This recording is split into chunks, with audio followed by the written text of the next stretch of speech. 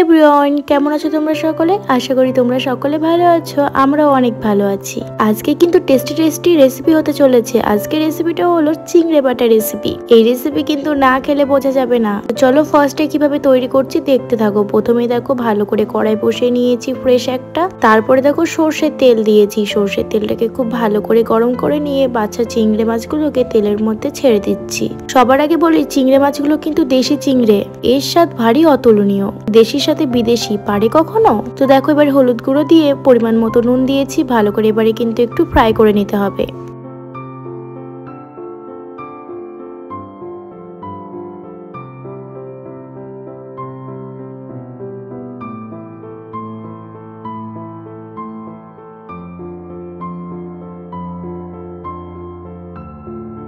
তো মাছগুলো তো মোটামুটি ফ্রাই হয়ে গেছে। এর মধ্যে কিন্তু এবারে একটা সব থেকে বড় কাজ করতে হবে। খুব ভালো করে কিন্তু মাছগুলোকে আমি সাইড করে মাঝের দিকটা কিন্তু একটু ভালো করে একটু জায়গা করে নিলাম। তারপরে দেখো এবারে অ্যাড করছি কালো জিরে। কালো জিরেটা কিন্তু স্মেলের জন্য দিলাম। তারপরে দেখো এখানে অ্যাড করলাম সর্ষের তেল আবারও, আর অ্যাড করলাম কিছু কুচানো পেঁয়াজ। খুব অল্প পরিমাণে পেঁয়াজটা এখন দিচ্ছি, কারণ এরপরেও কিন্তু পেঁয়াজটাকে অ্যাড করতে হবে। তারপরে অ্যাড করছি দুটো মাত্র শুকনো লঙ্কা। তোমরা চাইলে বেশি দিতে পারো, কিন্তু আমি যেহেতু পরে আবারও লঙ্কা অ্যাড করব, ওই কারণে কিন্তু দুটো শুকনো লঙ্কা অ্যাড করলাম। চাইলে কাঁচা লঙ্কা দিয়ে করতে পারো, বাট একটা দুটো হলেও কিন্তু আমার মতো করে শুকনো লঙ্কা অ্যাড করো, কারণ শুকনো লঙ্কার কিন্তু আলাদাই একটা পোড়া পোড়া ফ্লেভার আছে, যেটার জন্য এটা খেতে খুব সুন্দর লাগে। তো দেখো কথা বলতে বলতে মাছ, পেঁয়াজ, লঙ্কা সবগুলো কিন্তু ভালো করে ফ্রাই করে নিয়েছি।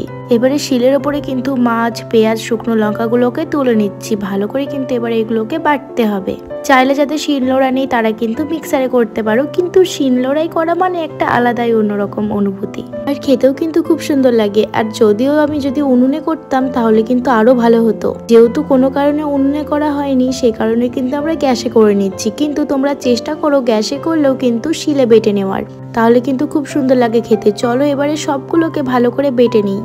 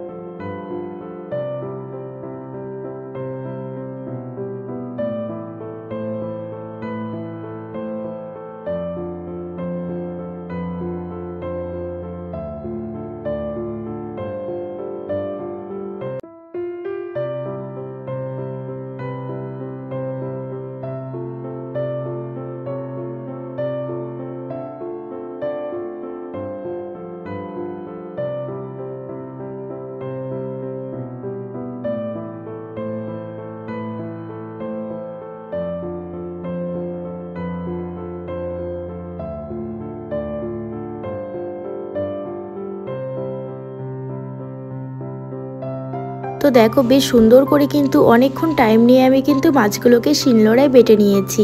এবারে কিন্তু কিছু কিছু যেগুলো অ্যাড করা বাকি সেগুলোকে অ্যাড করব। তো চলো দেখতে থাকো কি কি আমি এর মধ্যে অ্যাড করি। বাটাতে যা একটু সময় লাগে, কিন্তু খুবই সহজে কিন্তু রেসিপিটা বানিয়ে খেতে পারো। এত সুস্বাদু রেসিপি, সেটা কিন্তু না খেলে বুঝতে পারবে না। আমাদের বাড়িতে চিংড়ে বাটা রেসিপিটা হলে এই রেসিপিতেই খাওয়া হয়ে যায়, আর কোনো এক্সট্রা তরকারি লাগে না। আশা করি তোমাদেরও এমন হবে। তো দেখো শুকনো লঙ্কা অ্যাড করলাম দুটো, তার সাথে পেঁয়াজ লঙ্কা অ্যাড করেছি, হালকা ফ্রাই করেছি, যে কারণে আমরা কাঁচা অ্যাড করব না বলে। তোমরা চাইলে কিন্তু কাঁচা পেঁয়াজ লঙ্কা অ্যাড করতে পারো, কোনো অসুবিধে নেই। যে কারণে আমরা অ্যাড করিনি সেটা হলো আমাদের অম্বলের প্রবলেম আছে, যে কারণে আমরা কিন্তু একটু হালকা করে কিন্তু ফ্রাই করেছি। এবারে অ্যাড করলাম পরিমাণ মতো নুন আর কাঁচা সর্ষের তেল, যেটা ছাড়া কিন্তু রেসিপিটা পুরোই অসম্পূর্ণ। চলো এবার খুব ভালো করে মেখে নেওয়ার পালা। এই মাখার কাছেও কিন্তু রেসিপির একটা স্বাদ লুকিয়ে আছে, তাই খুব ভালো করে কিন্তু মেখে নিতে হবে।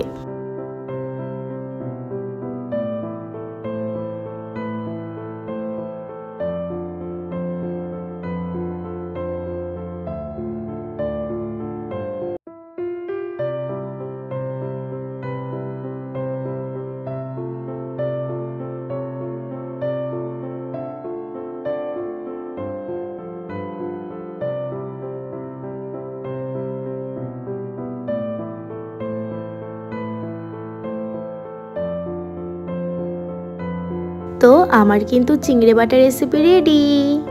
কেমন লাগলো আগে খেয়ে দেখতে হবে, তারপরে কমেন্ট অবশ্যই জানিও কেমন হয়েছিল। টাটা।